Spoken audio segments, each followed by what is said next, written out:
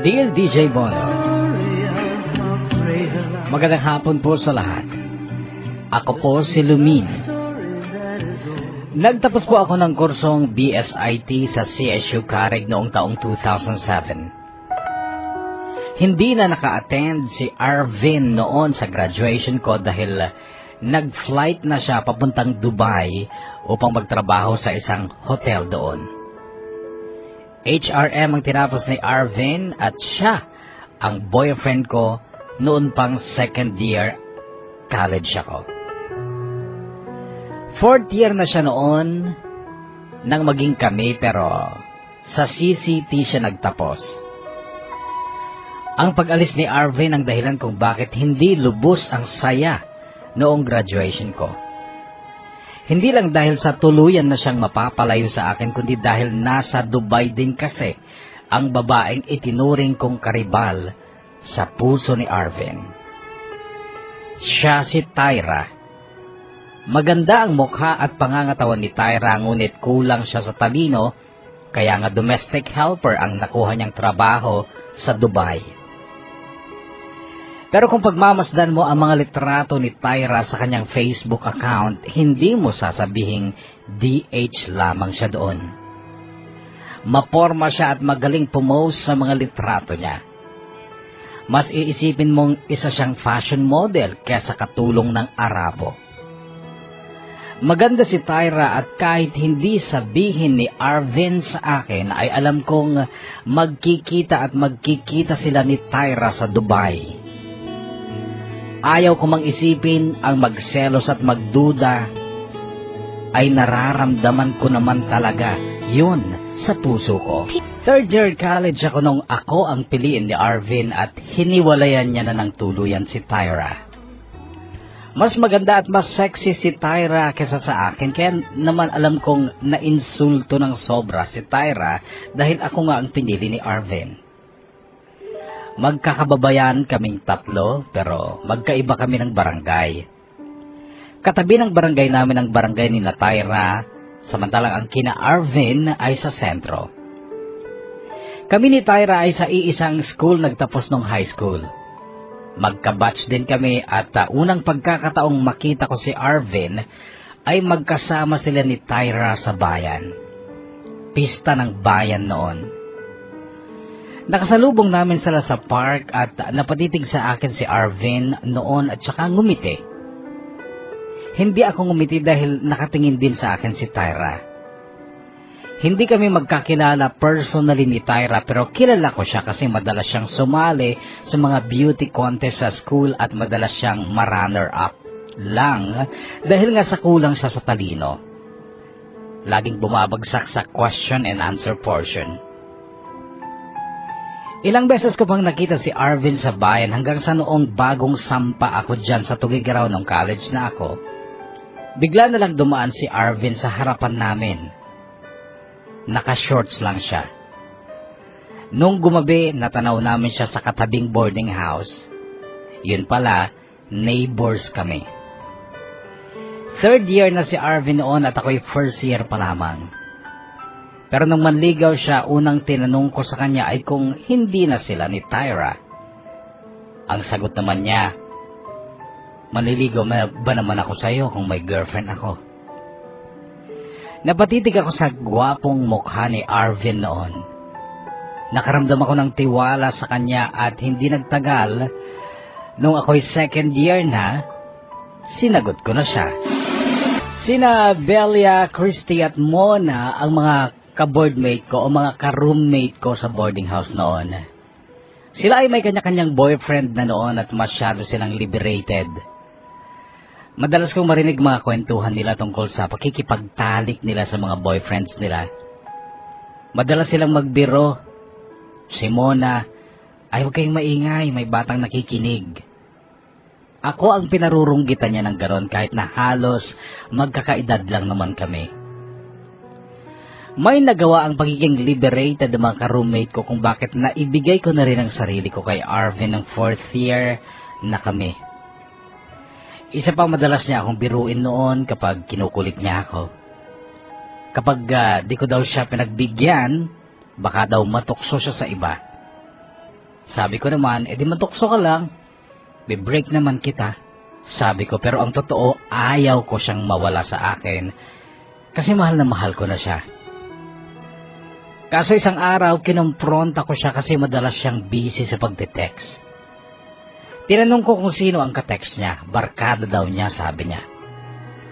Pero nang magkaroon ako ng pagkakataong mahawakan ang cellphone niya, nabasa ko ang mga messages mula sa isang tao na ang pangalan sa phone book niya ay XT, letter X at letter T. Binasa ko din ang mga sent messages niya. Doon ko nalaman na si Tyra ang ka-text niya.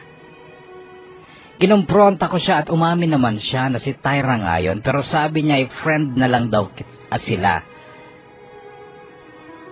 Friend na lang daw ang turing niya kay Tyra. Pero si Tyra daw ay nagpaparamdam ng higit pa sa friends. So inaway ko siya. Masyado yatang masasakit ang mga nasabi ko sa kanya noon kaya nag-walk out siya.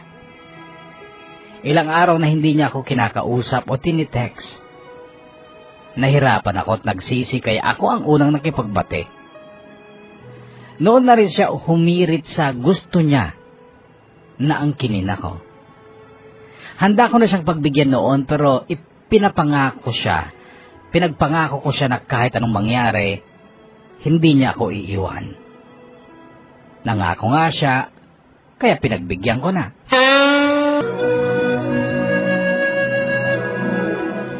Naramdaman ko naman na mas naging malambing at mapagmahal si Arvin mula nung ibigay ko ang sarili ko sa kanya, lalo na nung nagtatrabaho na siya.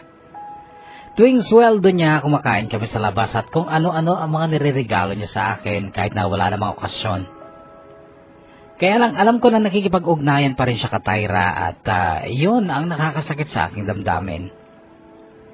May isang pagkakataon kasi nung 4th year college na ako, magkasama kami ni Arvin sa plaza ng Tugigaraw nang makasalubong namin si Tyra. Kahit tamis ng ngiti at pagbati ni Tyra, samantalang si Arvin halatang alumpihit at hindi komportable. Nung panahong yon ay nagtatrabaho na rin si Tyra at base sa kanyang uniform, magkabatch lang kami ni Tyra at alam kong hindi siya nagpatuloy ng pag-aaral. Hanggang sa ako mismo ang nakakita sa kanila nung araw na sabi ni Arvin ay nag-aayos daw siya ng NBI at passport niya. Nakasakay naman ako ng tricycle noon galing ng sentro papuntang CSU Carig. Nakita ko sila sa waiting shed malapit sa CHED. Magkasama sila. Agad kong tinext si Arvin noon habang malakas ang kabog ng dibdib ko at nervyos. Ang sabi niya nagkataon lang daw na nagkita sila ni Tyra dahil nag-aayos din daw si Tyra ng papers niya papuntang abroad. Hindi na ako nakipagtalo pa noon pero hindi na alis ang duda ko na may namamagitan pa rin talaga sa kanila. Hanggang sa nalaman kong nakaalis na si Tyra papuntang Dubai noong buwan ng Nobyembre. Buwan ng January, naisipan kong isearch ang Facebook ni Tyra. Noon ko nakita ang kanyang mas bumonggang personalidad at sa mga friends ni Tyra sa Facebook. Kabilang si Arvin. Isa sa mga picture ni Tyra, marami ang comments. Isa si Arvin sa mga nag-comment. Ang sabi ni Arvin, "Wow! Huwag masyadong magpaganda. Baka dumugin ka ng mga Arabo dyan." Ganon ang comment ni Arvin. Sa comment na yon halata ang undertone ng worry at saka praise. Pag-aalala at papuri. Nasaktan ako at nag-alala. Pero tanggap ko rin. Deserving ni Tyra ang papuri dahil talagang lalo pa siyang gumanda at pumorma kahit na DH lamang siya sa Dubai. At yun nga noong sumapit ang graduation ko sa college ay siya namang alis ni Arvin papuntang Dubai din. Masaya na sana ako noon kasi graduation ko nga. Kaso nabahiran yun ng lungkot at kawalan ng katiwasayan sa isip dahil alam kong sa Dubai ay magkikita at magsasama sina Arvin at Tyra. At kung ikaw nasa kalagayan ko, mapapanatag ka ba? Nahirapan akong ipasok sa trabaho ang tinapos kong kurso. Nabakante ako ng 3 buwan after graduation hanggang sa noong dumating ang ate ko galing ng Qatar, ay naisipan niyang magbukas ng internet cafe na siyang ipinamahala niya sa akin. Iilan pa lang kasi ang internet cafe dito sa amin at malapit pa kami sa high school, kaya naman naging maganda ang kita. Noong araw-araw na akong nakakapag-internet ay lalo nang sumasama ang pakiramdam ko kapag nakikita ko ang mga Facebook ni na Arvin at Tyra, lalo na kapag binasa ko ang mga comments. At tanga na lang ako kung hindi pa ako magdududang may namamagitan nga sa kanila. Madalas ko na rin makachat si Arvin noon kapag gabi at panay pa rin ang deny niya tungkol sa kanila ni Tyra. Kung minsan ay nababad trip sa akin si Arvin dahil puro daw ako duda. Wala daw akong tiwala sa kanya. Pero ang pinakaayaw kong sinabi sa akin ni Arvin ay yung nai-insecure daw ako. Ang mga eksaktong salita niya, maghanap ka rin kayo ng matinong trabaho dyan para tumaas ang tingin mo sa sarili mo. Insecurity lang yung nararamdaman mo kay Tyra eh. Ganun ang eksaktong salita ni Arvin sa chat noon. Nabigla ako sa pagkabasa ko nito pero nagawa ko siyang sagutin kaagad. Ang sabi ko naman, ako? May insecure kay Tyra? Katulong ng mga Arabo kaiinggitan ko, hello? Naghintay ako ng reply ni Arvin sa message ko pero biglang nawala ang kulay green na indicator ng ibig sabihin ay offline na siya. Natawa ako nung una dahil bigla siya nag-offline pero kasunod ng tawa ay sakit sa damdamin ko. Pakiramdam ko na insulto mismo si Arvin dahil sa sinabi ko tungkol kay Tyra. At bakit siya ma-insulto? Bakit siya masasaktan? Kasi nga diba, mahal niya si Tyra. Yun lang yun. At kalakip din ng damdamin yun ay ang pag-amin ko sa kalooban ko. Dun sa katotohanan, insecure nga ba ako kay Tyra? Ang sagot ko, oo. Oo, aminado ako. Insecure nga ako.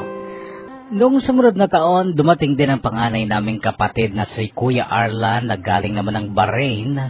At agad ding nagnegosyo ng paggawaan ng steel truss at steel window na siya niyang trabaho sa Bahrain. Kaya lang nabitin ang ipon ni Kuya Arlan kaya hiningi niya sa parents namin na ibenta na ang agricultural land namin sa baryo. Noon kapuso ay nagkapera doon ako ng malaki dahil hinati sa 5 ang pinagbentahan ng mga lupain. Nag-iisip na rin ako noon ng negosyo na pwede kong i-investan na ang perang naparte ko sa lupa namin. Kaya lang biglang dumating si Mona na dating kaibigan at ka-boardmate ko at nanghingi siya ng tulong pinansyal dahil malapit na raw siyang mag-flight papuntang Macau. Hindi ko naman siya tinanggihan lalo na't kilala ko ang ugali ni Mona. Kahit nung nag-aaral pa kami ay madalas siyang magkulang ng allowance at lagi ko siyang napapahiram ng pera pero binabayaran din niya sa araw na ipinangako niya. So nakaalis nga si Mona papuntang Macau at makaraan lang ng kulang 1 buwan ay nakachat ko na rin siya at okay na raw ang estado niya doon. Nangako siyang magbabayad makaraan ng 1 pang buwan. Ipapadala lang daw niya sa akin ng pera. Natuwa din ako sa mga litrato ni Mona sa kanyang Facebook. Parang biglang nagbago din ang personality niya, nag-level up. Naisip ko tuloy noon, parang nakaka-improve yata ng personality ang mag-abroad. Ang laki kasi ng pinagbago ng itsura ni Mona. Dati simpleng-simple siya pero nung nasa Macau na, naging fashionista na rin. Nung magka-boardmate kami ni Mona nung college, nakakalabas siya ng bahay ng nakatsinelas lang.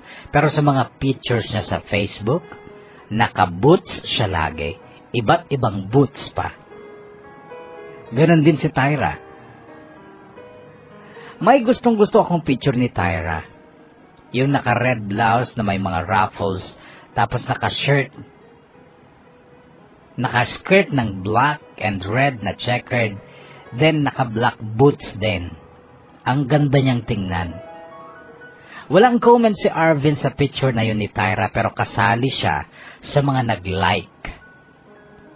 Bitter ulit ako noon kasi sa lahat ng mga pictures ko sa Facebook, kahit isa walang nilike si Arvin. May mga comments siya sa mga pictures ko pero ni minsan hindi siya nag-like. Sa bagay, bakit naman kasi siya magla-like sa mga pictures ko wala namang kakaiba sa mga yon. Pero naisip ko rin, siguro kapag nasa abroad na rin ako, baka sakaling i-like na rin ni Arvin ang mga pictures ko. Well, naisip ko lang, ano kaya kung mag-a-abroad din ako? Well, hindi ko pinangarap ang magtrabaho sa ibang bansa, pero bakit nga ba hindi ko subukan? Total may pera naman ako. Hindi naman ako hihingi sa parents ko ng pang-abroad ko. Inisip kong mabuti ang bagay na ito, kapuso, hanggang sa magdesisyon ako. At ang sabi ko sa sarili ko, okay, sige, try ko din. Yung conditioning ng isip ko sa pag-abroad ay hindi masyadong malakas. May takot kasi ako. Paano kung buwisit ang amo ko? Paano kung abusuhin ako? Paano kung mahirapan ako at puro sama ng loob ang dadanasin ko doon? Takot ako sa mga ganito kasi hindi ako nasanay. Masyadong naging normal ang pamilya ko at walang masyadong pagsubok sa amin. Naiwasan ko rin na masaktan nung high school ako dahil hindi naman ako nakipagrelasyon kahit kanino. Masasabi ko nga na naging boring ang buhay ko lalo nang ng high school at medyo nagkaroon lang ng kulay nung college nga ako dahil kay Arvin. Guwapo si Arvin, kapuso. Pwede talaga siyang pangarapin at aminado ako na pinangarap ko siya mula nung unang pagkakataong makita ko siya sa bahayan. Na magkasama sila ni Tyra noon. Yun din ang unang pagkakataong makaramdam ako ng inggit kay Tyra dahil sa guwapong boyfriend niya. Hindi lang kasi basta guwapo si Arvin eh. Astig pati ang titig at forma at kapag ngumiti siguradong kikiligin ka, tatamaan ka. Kaya nga na-in love ako ng sobra kay Arvin. Kaya naging selosa at possessive ako. Kaya ayaw ko siyang maagaw ng iba kahit na mas maganda pa sa akin ang karibal ko. Kahit si Tyra pa. Agad kong inasikaso nga ang NBI at passport ko. Nagawa ko ang yon sa 2 araw din. Kailangan ko lang maghintay ng 3 linggo para sa passport. Nakakaramdam ako ng excitement noon at sa paghihintay ng passport ko. Ang plano ko kasi kapag nakuha ko ang passport ko ay bibili ako ng plane ticket tsaka ako pupunta ng Macau. Pwede daw ang ganon ayon kay Mona noon. Ganon daw ang ginawa ng mga nakilala niya sa Macau. Kaso 4 na araw bago ko makuha ang aking passport ay nag-chat kami ni Arvin sa Facebook. Hindi ko sinasabi sa kanya ang tungkol sa plano kong pag-a-abroad din. May mga bagong picture si Arvin noon. Napansin ko ang group picture nila. Sa bandang dulo na bahagi ng picture ay may babae pero hindi buo. Kamay at parte ng palda lang ang nakuha sa picture na yon. Pero yung bracelet na pink sa kamay at yung palda na yon pamilyar sa akin. Si Tyra yon. Tinanong ko si Arvin kung nagkakasama sila ni Tyra sa Dubai. Ang sagot niya, hindi pa. Sinabi kong may nakita akong group picture nila na magkasama sila. Bigla siyang nag-log out. Pero bumalik din kaagad at saka nag-reply. O sige, aminin ko na. Nagsasama kami ni Tyra dito pero may mga kasama kaming iba. Bakit kailangan mo magsinungaling? Tanong ko. Aamin ka lang pala kapag nahuli ka na. Dahil mahirap kang umunawa, Luming. Dahil iba umandar ang utak mo. Ganon ang reply niya. At least tamang andar ng utak ko. Alam ko na may ginagawa kayong milagro dyan ni Tyra. Ay naku, bahala ka kung anong gustong isipin. Masyado ka kasing insecure. Noon pa lang ay inisip ko nang makipag-break kay Arvin pero natakot ako. Sa totoo lang, hindi lang naman ako ang babaeng pinagtataksilan ng boyfriend eh. Kaya kong tanggapin na may iba ang BF ko kahit masakit pero ang isipin na yung hindi na kami, yung wala na kami, yun ang hindi ko kaya. Naisip ko baka nga tama siya. Baka masyado lang akong insecure nga. Baka kailangan kong itaas din ang aking self-esteem. Kailangan ko ring pataasin ang self-confidence ko. Dahil doon na makuha ko ang passport ko ay nagpaalam ako sa parents ko. Sinabi ko magbabakasyon lang ako sa Maynila kasama ang mga kaibigan ko doon. Hindi nila alam na bumili ako ng plane ticket papuntang Macau. Pero bago ako nag-flight ay maganda ang usapan namin ni Mona na sasalubungan niya ako sa airport. Nakahanap na rin daw siya ng titirhan ko habang naghahanap ako ng trabaho. Hindi na raw kasi pwede sa tirahan nila kasi punong-puno na sila. First time kong sumakay ng eroplano noon, kapuso ko at malakas ang kabog ng dibdib ko. Pero nung nasa itaas na, tumanaw ako sa bintana at nakita kong ang mga bagay ay napakaliliit lamang kapag ikaw ay nasa taas na. Noon pa lang ay naramdaman ko na ang pagtaas ng aking self-esteem. May konti na. Yung pakiramdam na parang nakaangat na ako. Nagkaroon na ako ng self-confidence at iyon ang kailangan ko. Sa airport pa lang sa Macau ay nagpapalit na ako ng pera. Peso to patakas. Gaya ng usapan namin ni Mona ay magta-taxi ako mula airport papuntang San Malo Park at yun naman ang ginawa ko. Sa San Malo Park ay kaagad akong nakita ni Mona na noon ay kamangha-mangha ang kanyang kasuotan. Ibang-iba na talaga ang aura ni Mona. Nag-level up na siya ng sobra-sobra. Kumain kami sa isang restaurant, libre niya. Pagkatapos ay inihatid niya ako sa transient house kung saan ako tutuloy. 6 kami sa kwarto sa transient at puro Pilipina ang mga kasama ko. Lahat sila ay nagsisipaghanap pa rin ng trabaho. Si Maris ang naging mabait sa akin at kinabukasan ay isinama niya ako sa isang agency kung saan ay may natimbrihan siyang naghahanap ng mga trabahador. Minalas kami ni Maris nung araw na yon. Nasa mahigit 300 ang nag-apply, ngunit 100 lang ang pinabalik para sa final interview kung saan 30 lang naman ang makukuha. Unang araw pa lang noon ng job hunting ay nahirapan na ako. Matinding tiyaga at pagtitiis ang kailangan sa paghihintay ng pila. Nakakarindi sa totoo lang. Kinagabihan ay sinundo ako ni Mona. Ipapasyal daw niya ako sa putol. Ang putol na tinatawag nila ay yung simbahang katoliko na pangharap na dingding lang ang natira. Tourist attraction yun sa Macau. St. Paul Cathedral yun nung una. Noong buo pa matagal na panahon ng nakararaan. Sa putol ay maraming Pinoy, nagja-jamming, nagiinuman at doon ko nakilala ang iba pang mga bagong kaibigan. Kinabukasan ay naghanap ulit kami ni Maris ng trabaho. Naglibot kami sa mga hotels at casinos at mga agency. May isang agency na naghahanap ng mga DH. Hindi ko na yun pinatulan pero si Maris pumila. Desperado na raw siya makapagtrabaho dahil malapit nang mag-expire ang kanyang tourist visa. So iniwanan ko siya sa agency. Naglakad-lakad ako mag-isa. Nang isang lalaki ang bumunot ng isang bagay sa kanyang wallet. Nasa likod niya ako noon at nakita kong may nahulog na pera mula sa wallet ng lalaki na hindi niya napansin. Pinulot ko ang pera at saka ko siya tinawag. "Hey mister, your money fell." Sigaw ko sa kanya kasi inisip kong hindi siya Pinoy kasi matangkad siya.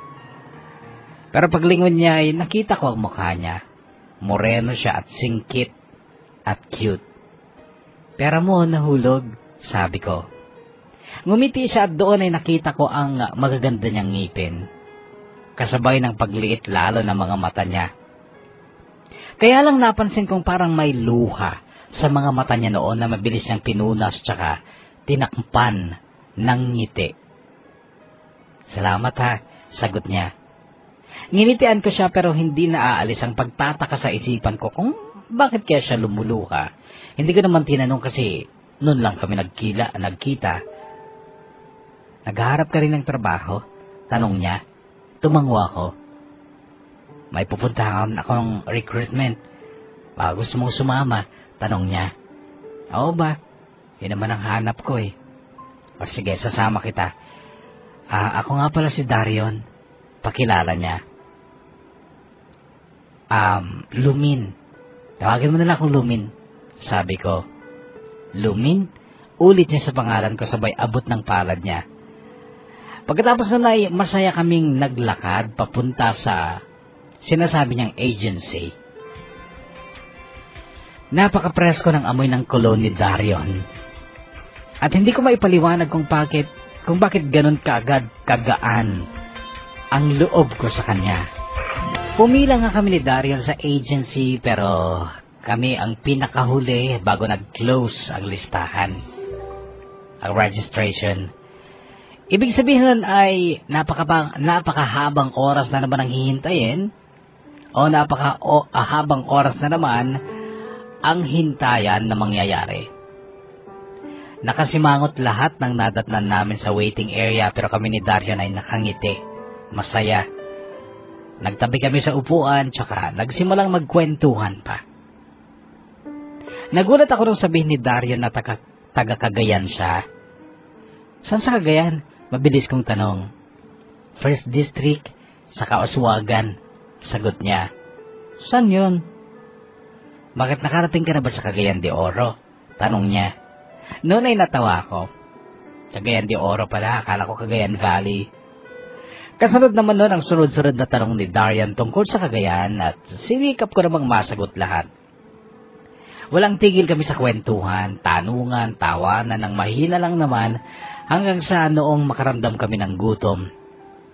Sinabi niyang sabay kaming kakain pagkatapos ng interview. Kaso bago pa lang marating ang pila namin ay sinabing balik na lang kami bukas. Pasado alas 7 ng gabi noong lumabas kami ng agency.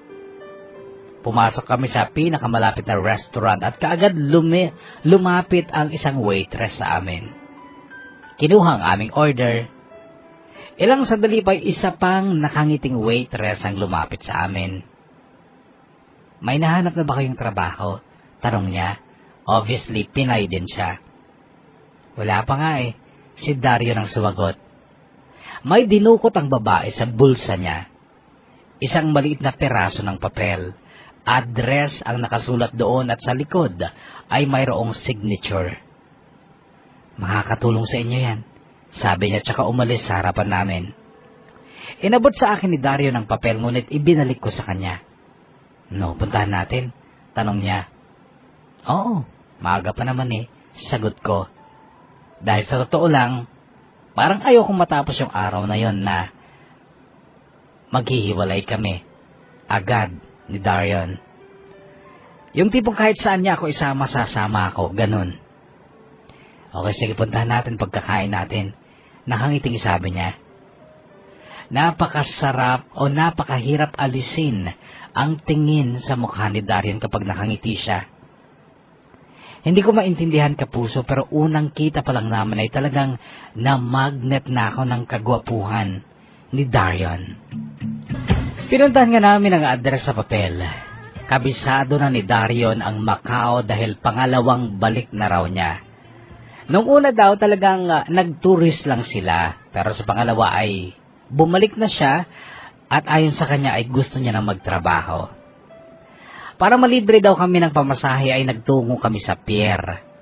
Sa pier ay may mga shuttle bus papunta sa mga hotel at casinos. Libre ang sakay. Ganun nga ang ginawa namin. Tapos bumaba kami sa Venetian Macau kung saan malapit daw ang naturang address. Naglakad pa kami hanggang sa marating namin ang lugar. Nagtanong-tanong na lang kami sa mga tao hanggang sa nasa harap na kami ng nasabing building. May nakatambay na dalawang lalaki sa pinto, isang Chinese at isang Pinoy. Ipinakita namin ang maliit na papel sa kanila. Agad nagtanong ang Pinoy. Ilang araw na kayo dito? Sumagot si Darion. Ako 3, siya 4. O sige, pasok. Sagot ng lalaking walang kangiti-ngiti. Pumasok nga kami. Pagpasok namin ay pumasok ang lalaki sa isang kwarto. Paglabas niya isang matabang babaeng Chinese ang kasama niya. mukhang Chinese. Well, akala ko Chinese kasi singkit at napakaputi pero Tagalog pala. Nagpakilala siya. Siya daw si Mama Weng. Ilang minuto siyang nagsalita, pagkatapos nun ay nagtanong siya. O ano, papasok kayo o hindi? Nagtinginan kami ni Darion. Ano gusto mo? Tanong niya. Ikaw, gusto mo? Tanong ko naman. Oo, gusto ko. Sagot niya. Sige, di gusto ko rin. Sagot ko. Noon ay tumayo na si Mama Weng. Sinenyasan niya ang lalaki. Sumunod kami sa lalaki. Malawak ang bahay. Ang lalaki ng mga kwarto, salas, dining room, kusina. Kapansin-pansin ang halos buong dingding ang laki ng poster ng mga tao sa wall ng salas at saka dining room. 10 tao ang laman ng poster at namumukhaan ko yung isang babae doon sa poster. Siya yung babae na nagbigay sa amin ng address. Itinuro ko yun kay Darion at sabi niya ay kanina pa raw niya yun napansin. Paglabas naman ay garahe na at mayroong 4 na sasakyan. Sumakay kami doon sa isa. Tinanong ng lalaki na nagpakilalang si Kuya Edgar kung saan kami pupunta. Sinabi ni Darion ng mga transient namin at kabisadong-kabisado ni Kuya Edgar ang direksyon at daan. Pagdating ko sa transient, wala si Maris. Agad daw sinundo ng amo niya. Napasok na siyang DH agad-agad. Ako naman ay kinuha ko lahat ng gamit ko. Pagkatapos ay bumalik ako sa sasakyan at kina Darion naman kami nagpunta. Kinuha din lahat ni Darion ng gamit niya sa transient nila. Bumalik kami sa bahay ni Mama Weng. Pareho kaming tahimik ni Dario sa sasakyan. Nawala na ang mga ngiti sa labi namin dahil sa totoo lang may duda sa isip ko, may takot. Kung ako lang siguro mag-isa ang nakausap ni Mama Weng at inimbitang tumira sa kanya, hindi ako papayag. Kaso, kasama ko si Darion. At ewan ko kung bakit ganun kalaki ang tiwala ko kay Darion kahit na bagong kakilala ko lang siya. Pero naisip ko din, hindi lang yun dahil sa tiwala, kundi dahil sa gusto ko talaga siyang makasama pa. At pagpasok namin sa bahay ni Mama Weng, dala ang mga gamit namin. Inakay kami ni Kuya Edgar sa isang kwarto kung saan kinuhanan kami ng litrato. At kinuha din ang cellphones namin. Pati ang laptop ni Darion kinuha din. Bawal daw ang communication gadget sa bahay. Pagkatapos nun ay lumabas kami papunta naman sa salas kung saan ay nadatnan namin ang ilang babae at lalaki. Binati nila kami. Welcome housemates, halos chorus nilang bati. Nagkatinginan kami ni Darion. Isa lang ang tumatak sa isipan ko matapos kong marinig ang salitang housemate. Big Brother House. Lahat ng babae sa iisang kwarto matutulog, ganon ang lalaki din sa iisang kwarto din. Tulong-tulong sa lahat ng gawain sa bahay ni Mama Weng at may 4 na oras na duty sa trabaho sa lahat pero hindi yon regular o contracted na trabaho. Parang OJT lang kapalit ng pagtira sa bahay ni Mama Weng. Noong dumating kami sa bahay ni Mama Weng ay 19 pa lang kami. 20 daw dapat sabi ni Mama Weng. Kulang pa ng isang babae. Nung bago kami matulog ay pumasok ang isang matandang babae na naka-makeup at tinawag ako. 5 in the morning, duty ka sa Emperor Palace. Don't be late. Sabi niya sa akin. Napawaw ang mga kasama kong babae. Sa kanila ko rin nalaman na ang Emperor Palace pala, hotel and casino ay pagmamay-ari ni Jackie Chan. Sinikap kong matulog noon. Bawal na kasi lumabas ng kwarto kapag alas 9 na ng gabi. Liban sa mga magjo-duty. Naisip ko si Arvin. Oo, naisip ko siya for the first time mula nang nasa Macau na ako. Noon lang siya sumingit sa isipan ko. Naisip ko siya kasi alam kong sa hotel din siya nagtatrabaho sa Dubai at ako man ay magtatrabaho na rin sa hotel, wala nga lang bayad. Kinaumagahan 4:00 pa lang ay gumising na ako at nagluto ng almusal. Nadatnan ko ang isang lalaking housemate din na nagluluto rin. "Tulungan mo na lang ako. Magluto na lang tayo ng breakfast para sa lahat," sabi niya. Siya si Norwin na ayon sa kanya ay taga Maynila. Marami siyang niluluto. Breakfast nga for everybody. Pagkakain namin ni Norwin ay naligo na kami.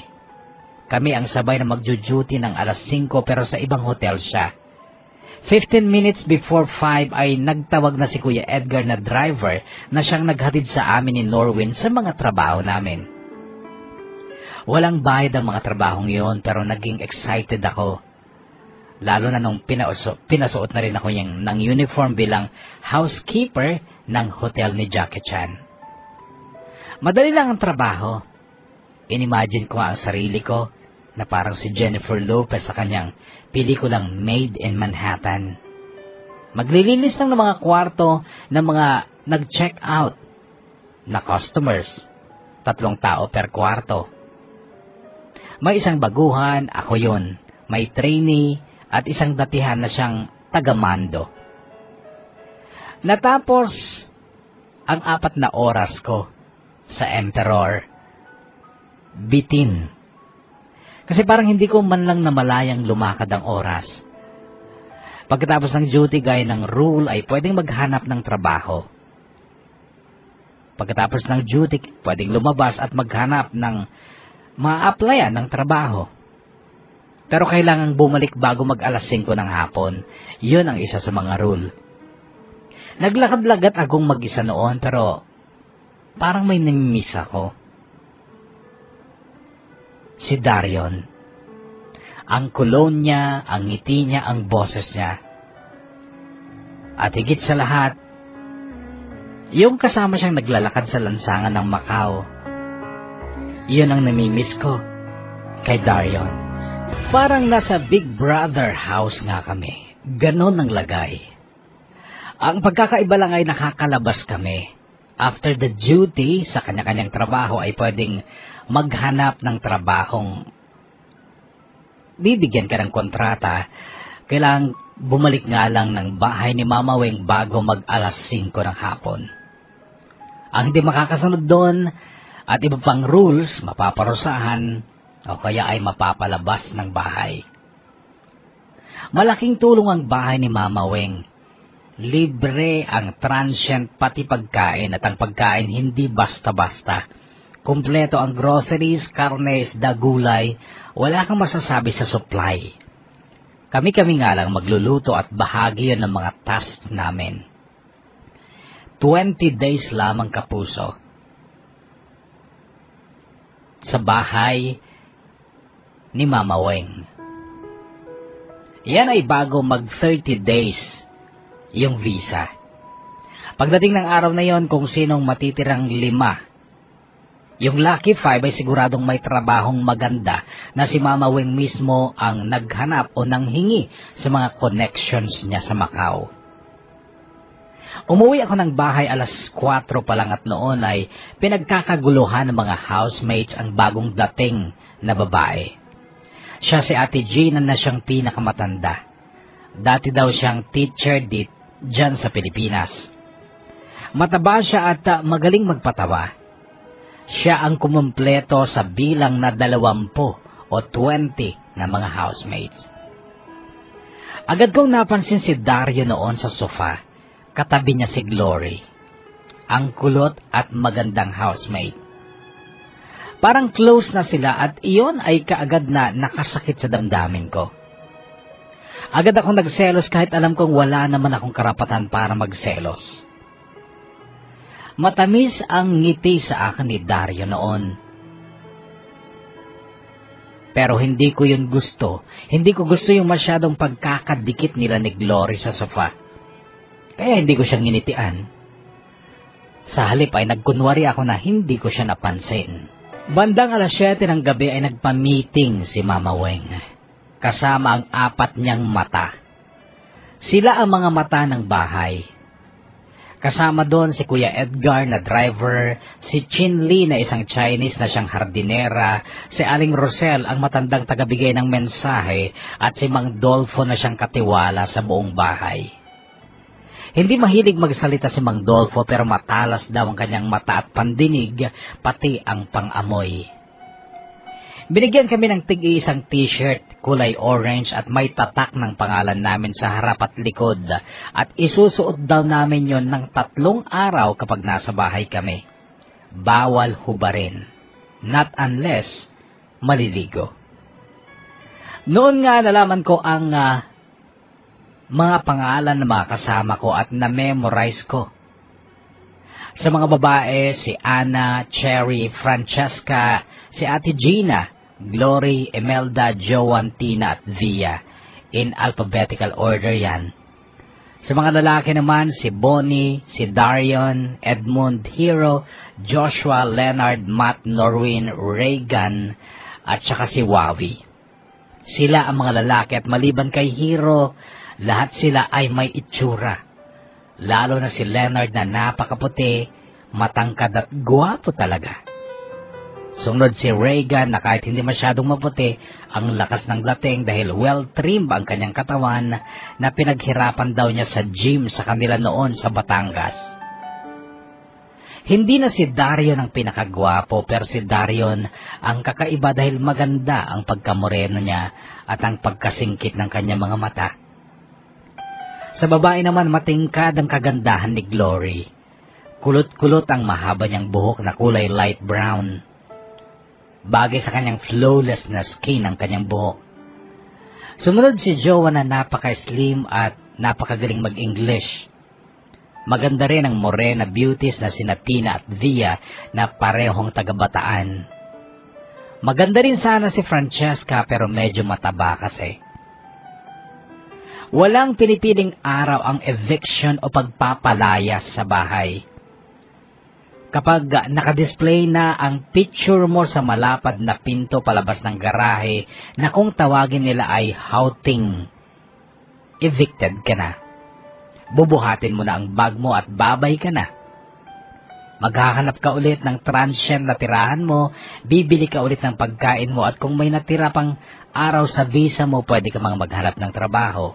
Kung wala na, syempre uwi ka na. Ang basehan lang naman ng eviction ay kung nasusunod mo ang mga patakaran ni Mama Weng sa bahay niya.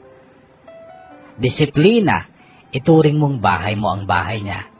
Pakikisama, huwag mang-away ng housemate. Magsipag, ito ay para sa bahay at sa duty sa trabaho. Oras, walang nililate sa pagpasok sa duty at pag-uwi ng bahay. Confidentiality. Huwag ipagsasabay sa iba ang tungkol sa bahay ni Mama Weng o kahit ano tungkol sa kanya. Ang karagdagang rule ang medyo nakakaloka.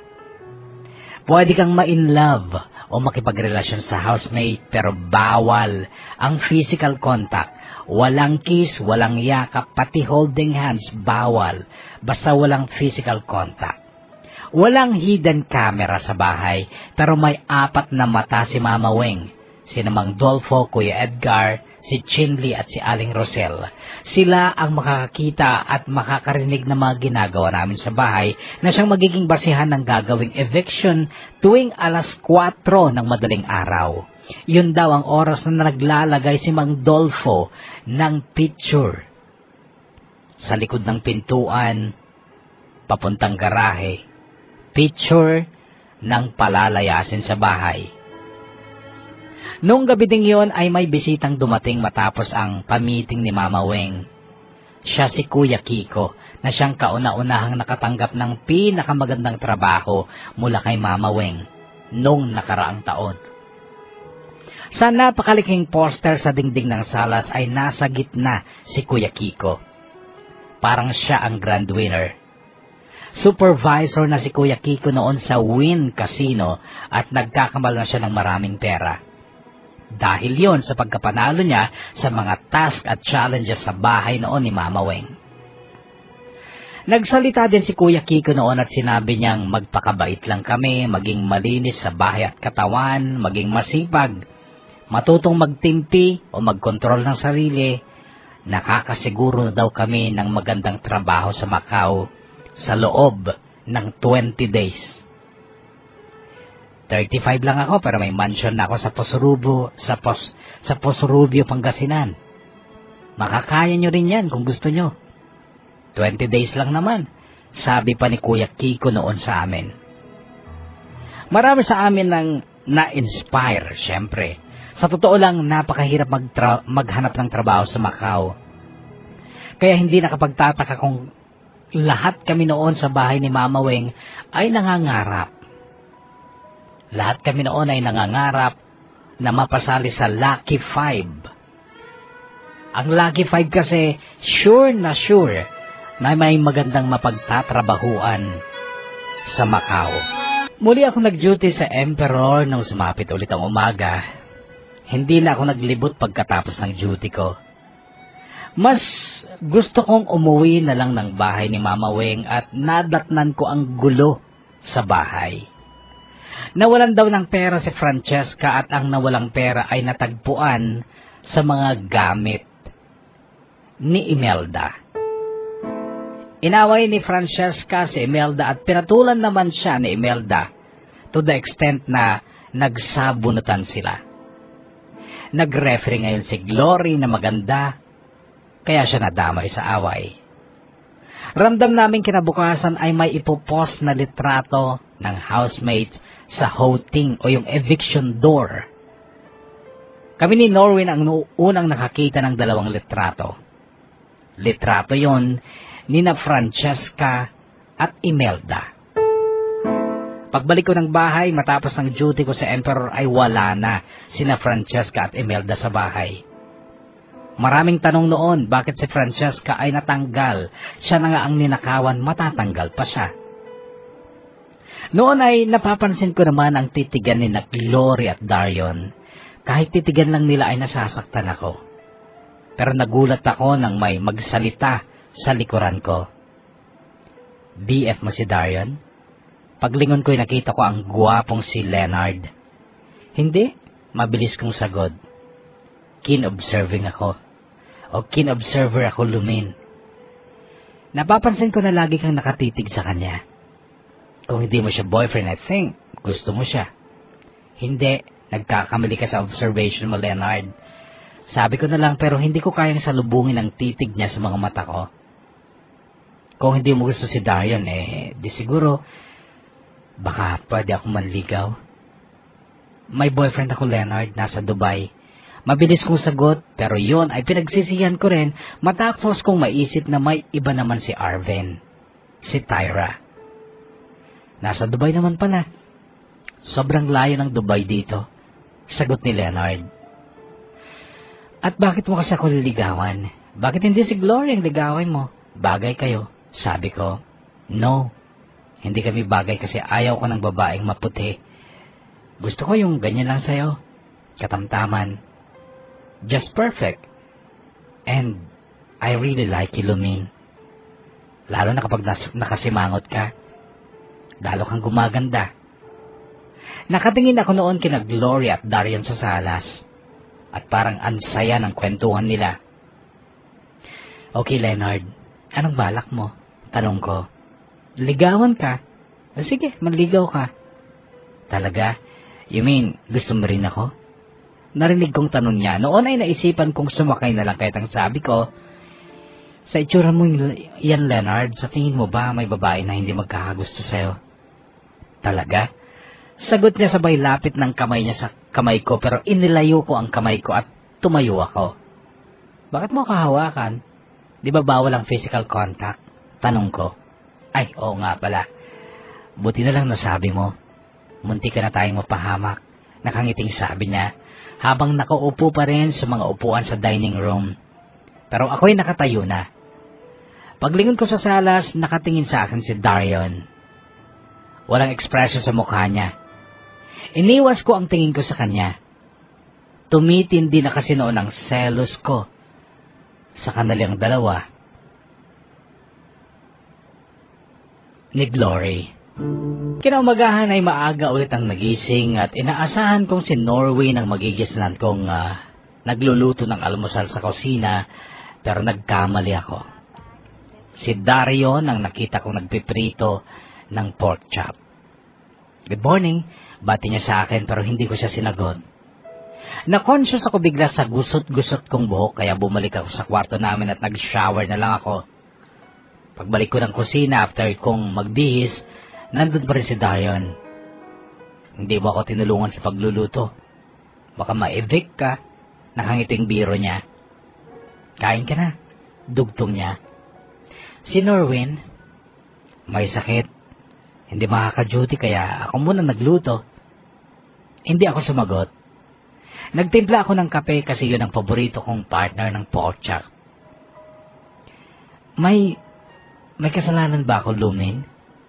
Narinig kong biglang tanong niya. Hindi ko siya pinansin. Nagmadali akong kumain nang makita ko si Kuya Edgar sa salas. Siya kasi ang maghahatid sa akin sa Emperor. Hanggang 1:00 lang ang duty ko sa Venetian. Baka gusto mong mamasyal. Mamaya, 1 p.m. Narinig kong sabi ni Darion. Ewan ko, bahala na. Sagot ko pero nakangiti siyang nakatitig sa akin. Hintayin kita sa putol. 1:30, sabi niya. Nag-duty ka ako noon at lumabas din ako ng salas o ng 9:00 pero nakasabay ko si Angela na regular na housekeeper na sa Emperor. Palabas na rin siya doon pero sabi niya idadaan daw siya sa friend niya dahil may libreng wifi doon sa friend niya. Pwedeng maki-internet din, sabi ko. Sure, kabayan, ikaw pa. Sumama nga ako kay Angela at nung makarating kami sa resto kung saan nagtatrabaho ang kaibigan niya, ay pinahiram niya sa akin ang netbook niya. Ako pa talaga ang pinauna niya. Binuksan ko kaagad ang Facebook ko at agad akong nag-view sa Facebook ni Arvin.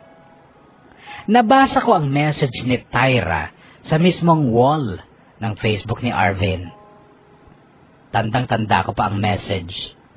Ang sabi niya, hindi mo na ako kayang saktan. Manhid na ang puso ko sa mga pasakit mo. Kasi magalit ako sa'yo, mamahalin na lang kita sa paraang gusto ko. Naintriga naman ako sa post na yun ni Tyra na ilang minuto pa lang niyang naipopost sa wall ni Arvin. Hindi online si Arvin noon kaya't alam kong hindi pa niya nababasa yon. Sigurado ako na para yun kay Arvin dahil sa wall mismo ni Arvin yun na i-post. Kaya lang naisip ko rin bakit sa wall?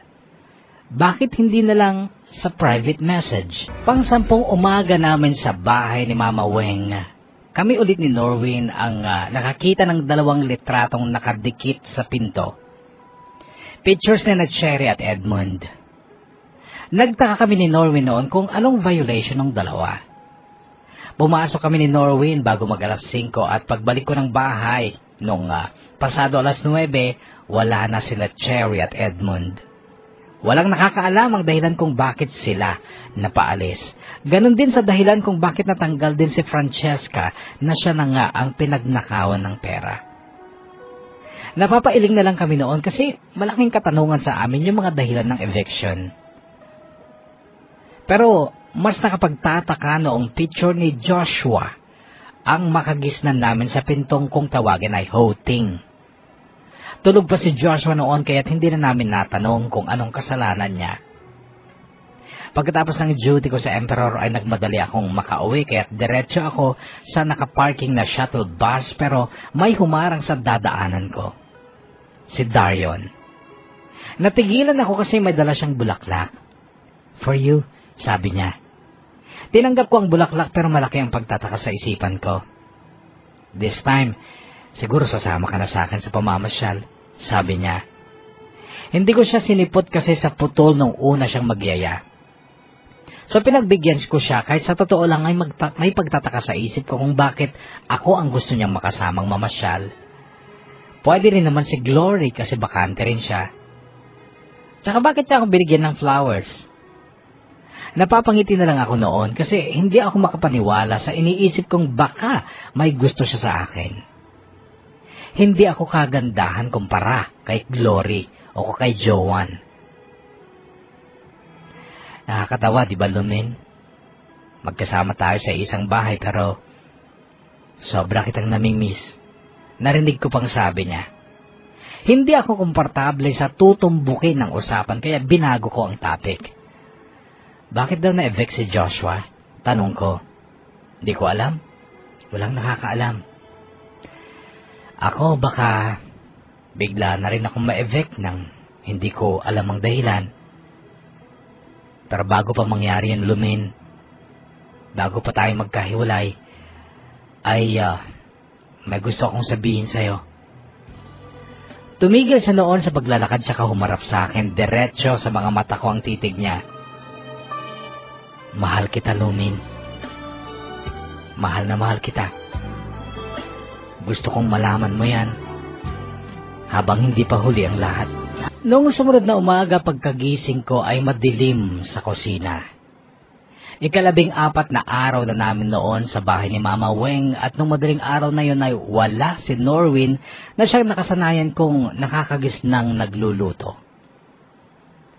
Noong iswitch ko ang ilaw, ay nabigla ako nang makita ko ang 7 magkakatabing litrato sa pinto, as in 7. Sobra ang pagkaba noon, pero agad din ako na-relieve nang makita kong wala doon ang litrato ko. Wala din doon ang litrato ni Darion. Sina Glory, Norwin, Tina, Via, Reagan, Matt at Wawi ang mga litrato sa pinto na mai-evict na. Sobra na ang pagtataka ko noon kung bakit bigla at kung bakit ang dami nila. Ang natira na lang ako, si Ana, si Ate Gina, si Joanne sa mga babae, sa mga lalaki si Darion, Bonnie, Hero, Leonard. Sinikap ko ring magluto ng breakfast para sa lahat ng umagang yon kahit na mag-isa lamang ako. Kahit nahirap ako kasi nakakalito na yung mga nangyayaring eviction. Lahat kami nagsisikap na huwag matanggal. Lahat nagsisipag at nagpapakabait pero bakit may natatanggal pa rin? Matapos akong mag-duty ng umagang yon ay nagmadali akong umuwi. Yun ang mahirap ng madaling araw umaalis. Laging excited umuwi upang makibalita. Pero paglabas ko ng hotel ay may humarang sa akin, si Darion at may dala na namang bulaklak. Noon ay pinagsabihan ko na siya. Wala ka bang trabaho, bili ka ng bili ng bulaklak. Mamaya maubos ang pera mo. Baka ma-evict ka pa. Uuwi ka ng luhaan sa Pilipinas. Sabi ko pero ngumiti lang siya sabay hila sa kamay ko upang tumakbot habulin ang papaalis na shuttle bus papuntang pier. Hindi na lang ako nagtanong dahil alam kong sa pasyalan na naman ang punta namin. That time ay dinala ko ni Darion sa Grand Prix. Isa yon sa dinadayo sa Macau. Karera ng mga kotseng mabibilis. Maghapon ulit kami ni Darion sa labas.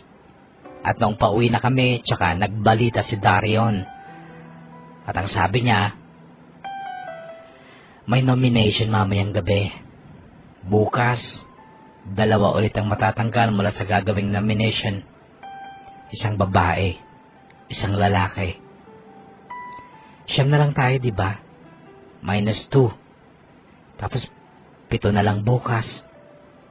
Siguro matatanggal na ako, sabi ko. Bakit ka naman matatanggal? Baka lang, sagot ko. Naramdaman ko ang biglang paghawak ni Darion sa kamay ko. Hinayaan ko lang siya. Gusto ko naman kasi yun eh. Ramdam ng puso ko ang pag-ibig para kay Darion. Hindi ko lang masabi dahil hindi pa kami break ni Arvin. Alam mo yung tipong parang nalalandian ako sa sarili ko kung papatol ako sa iba kahit na wala pang closure ang relasyon ko kay Arvin. Basta, kahit anong mangyari Lumin, tandaan mo, ikaw ang bumuhay ulit sa puso ko. Kinabukasan kapuso, ako ulit ang kauna-unahang gumising.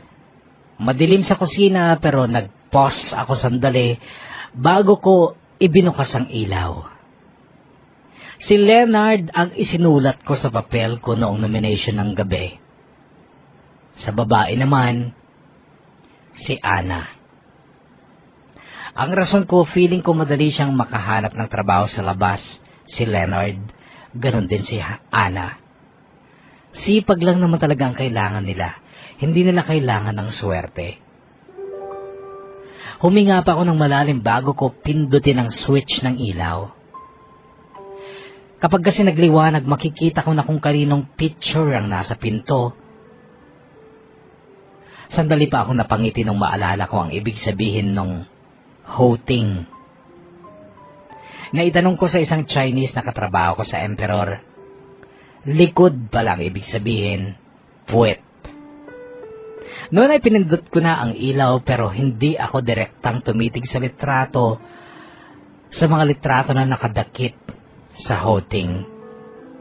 Pero sa sulok ng mga mata ko, nabanaag ko na isang babae at isang lalaki ang nasa picture. Okay, sabi ko sa sarili ko, sabay lingon ng diretsyo sa mga litrato. At iyon ang kauna-unahang pagkakataon na lumuha ako ng umaga. Oo, napaluha ako dahil litrato ko ang isa doon. Ibig sabihin ako ang isa sa dalawang may pinakamaraming nomination points kagabi. Si Hiro ang kasama ko. Empake na. Narinig ko ang boses ni Mang Dolfo mula sa kabilang kwarto na noon ay humakbang palapit sa akin. 15 minutes, Lumin. Bilisan mo at huwag kang mag-iingay. Wala kang kakausapin kahit sino, maliban sa aming 5 staff. Hindi ka na dapat mag-shower o maligo. Bilin niya. Sinunod ko na lang siya. Binilisan ko mag-impake ng gamit ko. Noong bitbit ko na ang trolley bag ko ay napatitig ako sa pinto ng kwarto ng mga lalaki. Umasa pa talaga akong makikita ko si Darion. Pero yon ay hindi nangyari dahil ang sumunod kong nakita ay si Kuya Edgar na driver. Sumakay ako sa kotse pero alam kong hindi na yon papuntang Emperor. Goodbye, Darion. Bulong ko na lang sarili ko kasabay ng pag-agos ng luha sa mata ko. Hindi lang naman kasi ang paghihiwalay namin ni Darion ang nakakalungkot, kundi ang katotohanan ng wala akong napala sa pagpunta ko ng Macau. Uuwi ako ng luhaan. Mabuti na lang at hindi alam ng parents ko na nag-abroad ako. Si Mo na lang ang nakakaalam at pwede ko naman siyang sabihan na huwag niyang sasabihin kahit kanino na nag-abroad ako. Pero hindi ako nakahanap ng trabaho. Sabi ko okay lang. Tatanggapin ko na lang. Hindi sinasagot ni Kuya Edgar ang mga tanong ko habang nasa biyahe kami. Bawal daw siya magsalita, pero isa lang nasabi niya. Huwag daw akong mag-alala. Pumasok kami sa border ng China. Tinatakan ulit ang passport ko. Then nagbiyahe kami sa Guangdong at makaraan ng kulang 1 oras ay pumasok ang kotse sa isang napakalaking gate. Binitbit ni Kuya Edgar ang trolley bag ko. Bumukas ang pinto ng malaki at magarang Chinese house. Malakas ang kabog ng dibdib ko at parang hindi ko maihakbang ang mga pa ko. Pero nakaramdam ako ng relief nang makita ko kung sino ang babaeng nakangiting nagbukas ng pinto. Si Imelda. Siya yung housemate na napagbintangang nagnakaw ng pera ni Francesca. Patakbo akong lumapit sa kanya pero gaya ni Kuya Edgar ay ayaw ding magsalita ni Imelda. Inakay niya ako sa kusina kung saan may nakahanda ng pagkain. Sabay kami nag-almusal pero ayaw niyang sumagot ng kahit na anong tanong ko. Nung matapos akong kumain ay inakay ulit niya ako sa isang kwarto kung saan nabungaran ko si Mama Weng. Magandang umaga sa iyo, anak. Nakangiting bata ni Mama Weng sa akin. Good morning po, sagot ko naman. Sa ibabaw ng mesa niya ay nakita ko ang cellphone ko. Umupo ka at simulan mo nang magtanong ng mga bagay na alam kong kanina mo pa gustong malaman. Ako lang ang makakasagot sa lahat ng tanong mo, sabi niya. Noon kapuso ay magaan na ang pakiramdam ko. Wala nang takot. Alam kong mabait si Mama Weng at wala akong dapat ikatakot. Sa bahay ni Mama Weng sa Guangdong na ako nagbihis. Pagkatapos ay sumakay ulit kami sa kotseng minamaneho ni Kuya Edgar pero kasama namin si Imelda. Binigyan ako ni Mama Weng ng 1,200 patakas at ang suot kong damit, sapatos at bag ay bigay din ni Mama Weng. Mamahaling bestida yun na kulay black, pure black. Noon ay kaagad naman akong kinuhanan ng litrato ni Kuya Edgar. Pinag-post niya ako sa harap ng bahay ni Mama Weng. Bumalik kami ng Macau para mag-enjoy, mag-relax, mamasyal. Yun daw ang unang reward sa mga na-evict. Nalaman ko din mula kay Mama Weng na sa lahat ng na-evict ay sina Francesca, Edmund at Cherry lang ang talagang natanggal na walang napala. Yung 7 natanggal, yung grupo ni Gloria at Norwin, kaya sila na-evict, ay dahil may mga trabaho na sila. Naging successful sila sa paghahanap. At ako may trabaho na rin naghihintay sa akin dun mismo sa pinag-trainingan ko sa Emperor Palace. Pero pina-finalize pa ni Mama Weng ang mga documents ko noon kaya relax lang daw muna kami. Si Imelda, ang sekretary ni Mama Weng sa mga negosyo na to sa Guangdong. Yung pagkawala kunwari ng pera ni Francesca, planted pala. Ang kumuha ng pera talaga niya na naglipat sa gamit ni Imelda ay si Mang Dolfo. Kaya lang masyadong naging masasakit ang mga salita ni Francesca noon, kaya siya ang natanggal. Noon ko na nakilalang mabuti si Mama Weng. 2 taon na raw siyang tumutulong sa mga Pinoy na naghahanap ng trabaho sa Macau sa ganong paraan na parang Big Brother. Wala daw kasi silang anak ng asawa niyang inchik. May diferensya daw si Mama Weng sa matris, kaya para makatulong sa mga kababayan niyang ituturing niyang anak ay ganon ang ginagawa niya. Tinatanggal niya ang mga may masasamang ugali at itinitira ang mga dapat matulungan. Mas maraming nag-nominate kay Hero kaysa sa akin. Si Mang Dolfo ang naghatid sa kanya sa bahay nila sa Macau. Ang asawa ni Mama Weng ang bahala kay Hero. Ipapasok daw siyang security guard. Naging bahagi ng kwentuhan namin ni Imelda sa kotse noon si Darion noong nasa biyahe kami papuntang Macau. Base yun sa kwento ni Ma'am Weng. Ang bagay na yun kapuso ay ikinalungkot ko. May girlfriend daw si Darion sa Macau at ang babaeng yun ang dahilan kung bakit bumalik si Darion ng Macau. Ikaw lang yata ang hindi na i-interview eh. Yung iba laging pinapatawag ni Mama. Ganito ang comment ni Imelda nung mapansin niyang wala akong kaalam-alam sa mga pangyayari sa bahay. Kaya alam namin ang tungkol sa bawat housemate, pati sa mga pampersonal nilang buhay. Alam mo, buti hindi ka kumagat doon sa panliligaw ni Leonard. Kung kumagat ka, noon ka pa sana natanggal. Kwento pa sa akin ni Imelda. Bakit? Tanong ko. Tumawa naman si Kuya Edgar. Pamangkin ni Mama Weng si Les. Pamangkin ni Mama Weng nyo si Leonard. Panggulo lang yun sa bahay, sagot niya. Pero girl, tama ba ang observation nila na ikaw daw ay in love kay Darion? Ito ang sumunod na tanong ni Imelda na hindi ko nasagot kaagad. Huy, in love ka ba kay Darion? Untag niya sa akin sabay kalabit. Sagot ko naman, sana, kaso may girlfriend naman pala siya dito. Malungkot kong sagot kasabay ng paggapang ng galit ko kay Darion. Hindi kasi naikwento sa akin ni Darian ng tungkol dun sa girlfriend niyang siya palang reason kung bakit siya bumalik ng Macau. Madaya siya. Sabi ko pa pero nakangiti pa rin si Imelda, bagay na ipinagtaka ko kung bakit.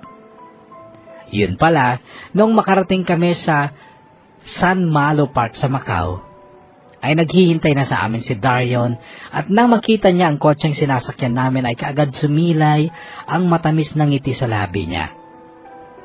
Tinapik ni Imelda ang likod ko tsaka niya sinabing, "Enjoy your day, girl. You deserve this." Pagbaba ko ng kotse at paghakbang ko palapit kay Darian ay may napansin akong kumislap na flash ng camera. Paglingon ko, nakita ko si Kuya Edgar na may hawak ulit ng kanyang DSLR camera. Naramdaman ko ang paghawak ni Darian sa kamay ko, tapos umakbay siya sa akin.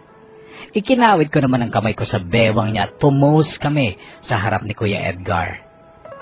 Pagkatapos nun, ay iniwan nila kami. Kailangan daw namin ng privacy, sabi ni Imelda. Noon nga ay marahan kaming naglakad ni Darian sa park. Narinig ko siya nagsalita. Sabi niya, "Second day pa lang natin sa bahay. Alam mo ba, evicted ka agad ako." Narinig kong sabi niya nung naglalakad kami sa park. Napalingon ako sa kanya. Na-hire na ako sa Wynn Casino, sa restaurant. Pero hindi ko pinatulan kasi gusto ko pang manitili sa bahay para makasama pa kita. Kinausap ko lang si Mama Wing na wag muna niya akong ibigay. Bakit mo ginawa yun? Sa bagay, nasa top 7 ka na, sabi ko. Sabi ko nga, gusto pa kitang makasama. Bakit ba hindi ka naniniwalang mahal kita? Kasi, pakiramdam ko hindi tayo bagay, tsaka nalaman kong may girlfriend ka dito. Kaya ka daw bumalik dito dahil sa kanya. Ex-GF ko na siya. Si Catherine. Wala na kami. Totally. At saka hindi na magiging kami. Natatandaan mo ba, Lumin, nung una tayo magkita? Nung may mahulog na pera sa wallet ko. Nung dinukot ko ang picture ni Catherine para punitin. Umiiyak ako noon pero humingi ako ng sign sa Diyos na sabi ko kung sino mang babaeng makikilala ko, agad-agad, siya ang makakatulong sa akin para makamove on. Siya ang mamahalin ko. Then ikaw ang nakilala ko. Kaya mo pinipilit ang sarili mo na mahalin ako, ganun ba? Lumin, hiniling kita sa Diyos. Sagot niya. Noon ay umupo ako sa ibabaw ng isang magarang upuan sa park. Tumabi siya. Hindi ko siya tinitingnan. Lumin, mahal kita. Darian, ganun ba kadali para sa'yo? As in, ganun talaga kadali para sa'yo yung pag-ibig? Hilingin mo lang tapos kung sino makikita mo sa kalsada, siya na. Hindi ganun kadali, Darian. Ang pag-ibig sa tingin ko, humihiling ng habang buhay. Alam mo yun? Yun ang sabi ko, kaya lang bigla siyang sumabad sa akin. At ang sabi niya, "Hindi ako marunong sumuko, Lumin. Nakarating ako dito sa Macau kahit alam kong hindi sigurado ang buhay. Pati sa pag-ibig ko sa iyo, makikipagsapalaran ako at naniniwala ako magtatagumpay ako." October 28, 2011 nang tanggapin ko ang pag-ibig ni Darian. Nasa putol kami noon. Marami kami. Mga bagong kaibigan, katrabaho, kaboardmates, at mga dating kasama sa bahay ni Mama Weng. Naging saksi sila sa pagsagot ko kay Darian. Naging friends na sila ni Catherine, ang kanyang ex na nagtatrabaho sa flower shop sa Red Market.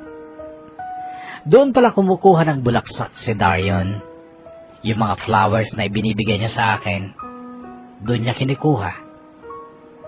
Sinagot ko lang si Darian nung i-add ako ni Tyra sa Facebook niya at nagkaroon kami ng communication at siya mismo ang umamin sa akin na may relasyon na nga sila o may relasyon pa rin sila ni Arvin.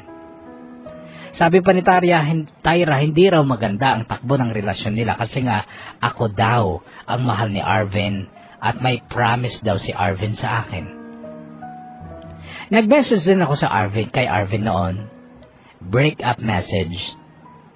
Hindi ko na masyadong pinag-isipan ang message na yan. Basta ang alam ko, dapat ko na siyang i-break dahil nagawa niyang magtaksil sa akin.